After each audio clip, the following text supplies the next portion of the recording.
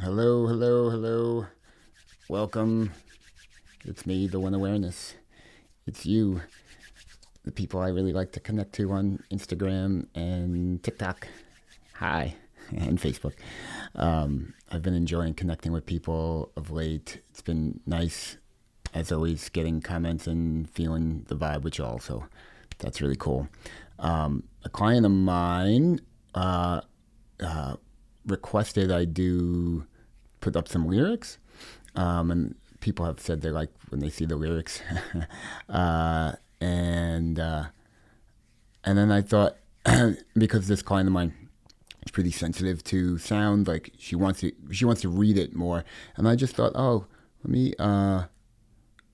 me talk about the lyrics, and I can do videos and talk about it. I was really interested to do that, so I'm gonna do like a whole. I mean, we'll try it out, but I think I think I'll probably do them fairly regularly because I like talking about writing. So, what I want to do is do a little lyrical analysis, and we'll do some videos on that. So since I just put out the three videos for Voyager, yeah, Voyager, and I just Voyager is on SoundCloud, my first kind of single release. And I'm still working on getting it on Spotify, but it's there on SoundCloud, and I'm excited about it. It's kind of done. It sounds good. Yeah, it's cool. It's cool to have things up there. So I'm gonna do some lyrical analysis of it. So we're gonna start. We'll just do the first verse for now, and we'll see. Maybe we'll do the second verse, third verse, but just kind of break them up by verses like I do the videos. So here we go. First verse of Voyager. Okay, so I like this. Oh, by the way, I recorded this whole thing already before. I don't really have it planned. I'm just going off the top of my head, but I did a 15-minute video and I couldn't get it off my phone. So now I'm doing it here again. Okay, so it starts, yo, doodles, yo, check the shit, bro. Okay, so the beginning, that's a little thing I learned in grad school. It's just the name of it is what I learned. It's called in media res. It means when you start a story in the middle of an action, in the middle of a scene, you don't really get a setup to what's happening. You just get thrown right in the middle of the action. I think that's what it means, in middle of action, in media res. So back in my writing days when I would write fiction and nonfiction, I loved starting pieces with dialogue. It's just one of my favorite things to do. Just not only to be put in the middle of a scene, but to be put in the middle of speaking. If you're in a film or if you're in a play, most scenes are going to be speaking anyway, but not all, but most.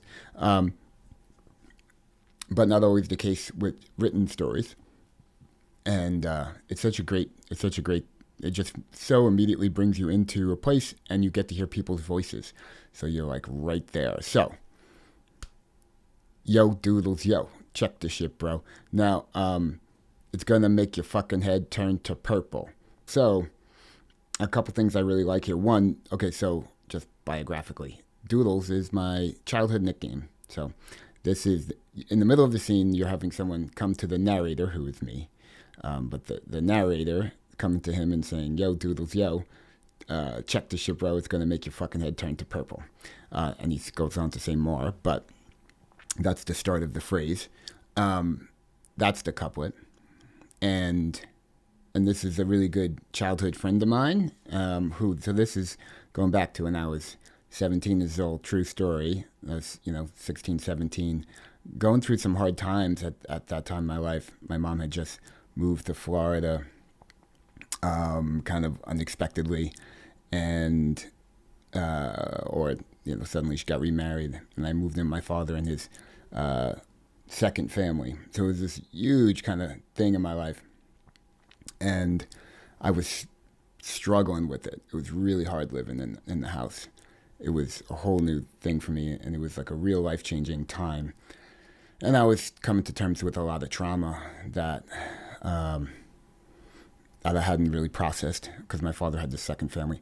it's a really detailed story that maybe I had been working on the memoir for a long time, but the moment in this story is I'm in this place where I was really wanting to get away from the world, and my friend Dave comes along and he just comes in, yo, Doodles, yo, check this shit, bro. It's gonna make your fucking head turn to purple. I just love the turn to purple. That just kind of came as a color, and that's not what he said, but I was reflecting in the writing, and it's a great little rhyme. Just the way it's just got a great sound. I actually can't even say that. Purple and rehearsal. So that's the next line. Like all your life with just a rehearsal. Nothing as real as the shit you'll feel. So I was a little torn about the all your life is just a rehearsal because I like the idea and it really fits the idea of it, but we didn't talk like that. Like that, it was a little out of the vernacular, but it fits with the rhyme. So all your life was just a rehearsal, like nothing as real as the shit. It's not that far off, but it's a little off. The next quatrain here. When it comes on, it's on the maison. You gone beyond dawn. You been swept along. I like this. This is one of those things when I started writing it. It just like, and I'm listening to the music. It just feels when it comes on, it's on. And then a maison is just a flourish. I mean, it just, I don't know. It starts feeling playful, and I just love to play with the syllables. And it's when it comes on, it's on a maison. You kind of expect amazing, but it's a maison. The dog, it's a maison. You gone beyond dawn, so and we literally out till dawn, but you've gone beyond that. You've been swept along the infinite tide across the divide, where we never die. So I wanted to like really encapsulate the this is the first time my friends are taking hallucinogens, right? So they're trying to explain and going to raves. They're going to these parties where the people are doing, and I'm like, I've never taken a hallucinogen in the world, right? So he's explaining to me what it feels like in your mind. Your mind is exploding into all these different, all these things are happening, and then you're also in this outer world, right? So that was my best attempt to encapsulate the feeling of what he was trying to convey. You gone beyond dawn, you've been swept along the infinite tide of consciousness across the divide. What divide? There's a divide. When you go in on a trip, there's a divide. You cross the line into this other world, into your own consciousness, into your subconsciousness. Because what's being open to you is materially that you don't often have access to. And now you're kind of like immersed in this world. So not recommended to go do this at a party. That these days I'm much safer when I do trips. I would never do this again. I would stay home and make sure I was nice and safe with safe people. But okay, this is also one of the I wouldn't take it back. Let's see. Okay, the infinite tide. Okay, so that's fun. So now that's a whole quote. Those first two stanzas are all quotes from my friend Dave. How can I say no? This is me, Doodles.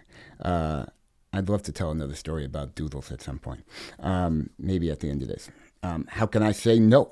We got to go in the Brooklyn Bridge. That's where it is. Again, just how could I say no? I mean, and then we got to go was just kind of like, that's how we talked then. We got to go. And that felt really good. How could I say no? We got to go in the Brooklyn Bridge. That's where it is. That's just me telling you.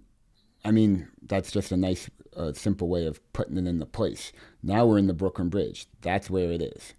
And if you're trying to understand how a rave could be in a bridge, I was trying to understand that too. But the base of the structure, the whole bottom of the structure was this kind of cavernous, almost building. It was very cool.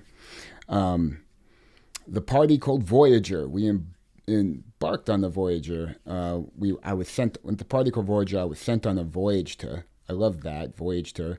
The party was called Voyager. You could look it up. It's in the annals of the '90s New York rave scene. One of the most amazing parties.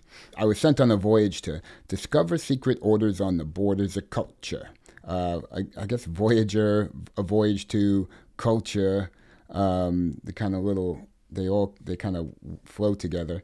I like discover secret orders on the borders of culture. Discovering culture also kind of have a little bookend. Discover culture, discover secret orders on the borders of culture. So they kind of bookcases itself pretty nicely. I just really like that flow.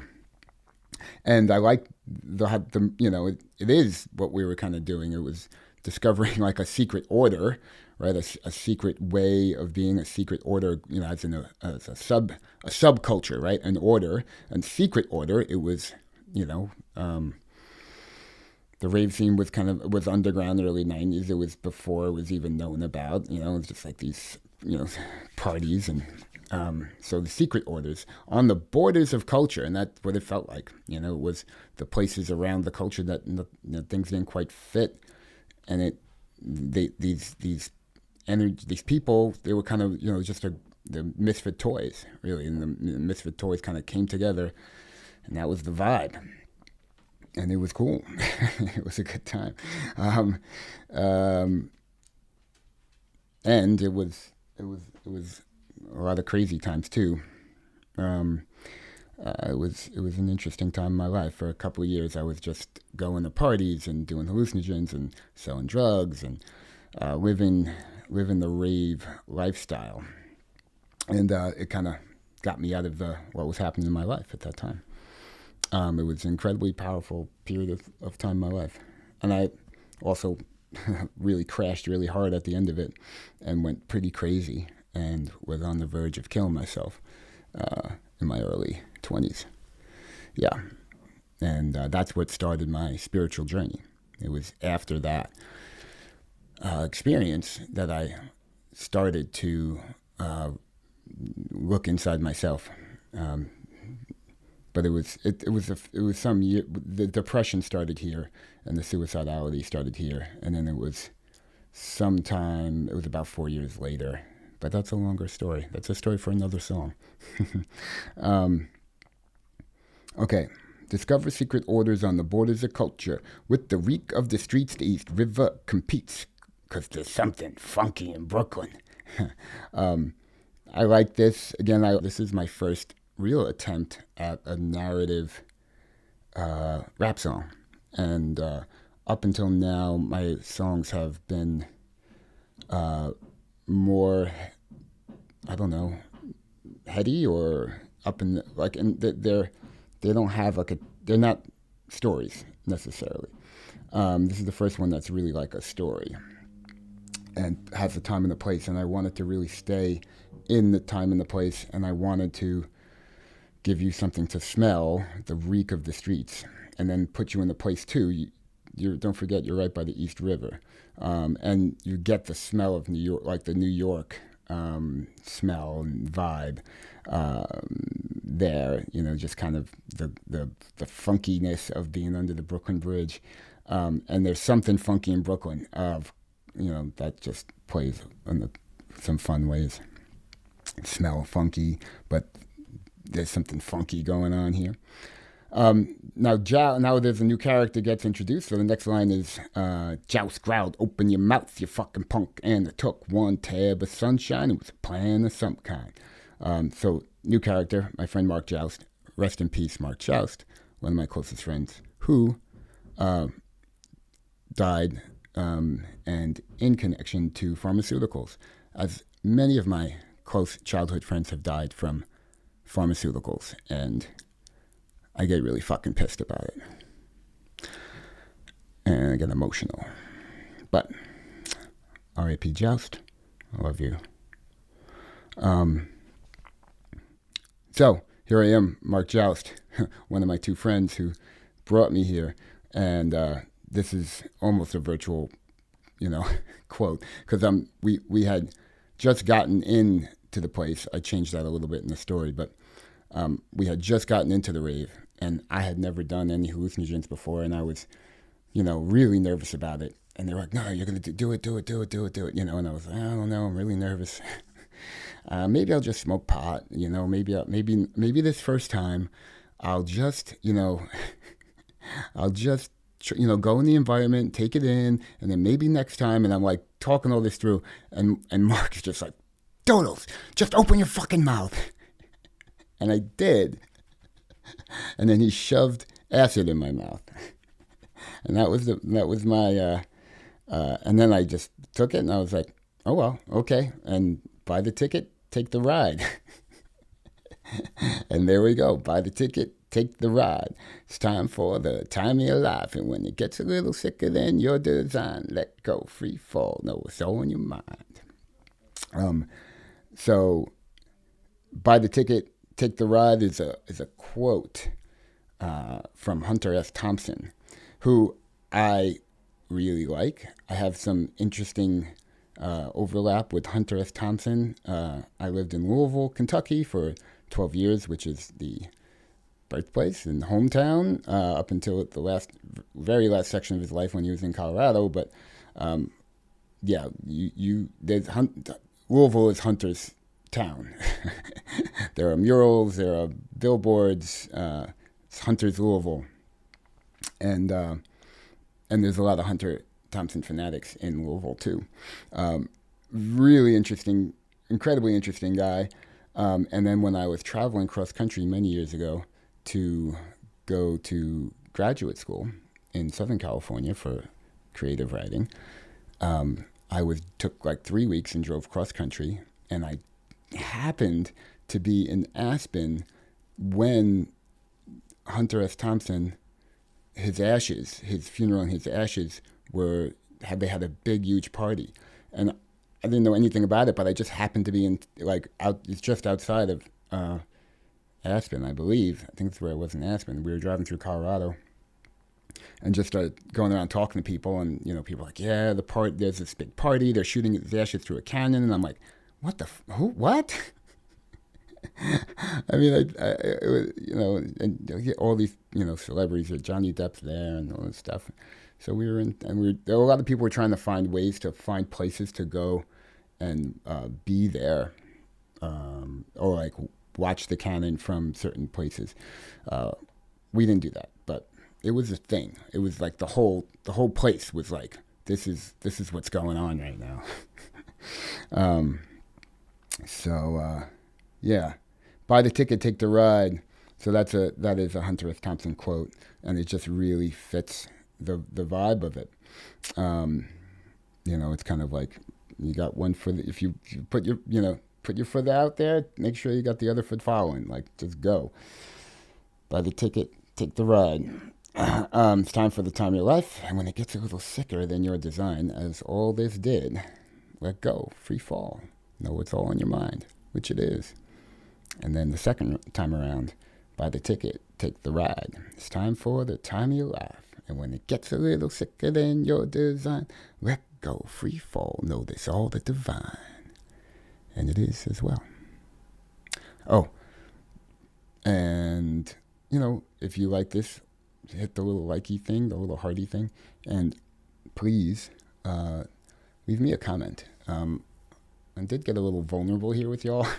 I didn't intend to go into all that story, but it was really nice when it came out. So I do feel a tad vulnerable. I would love to hear how any of that landed on you. And that would be meaningful to me. All right, y'all.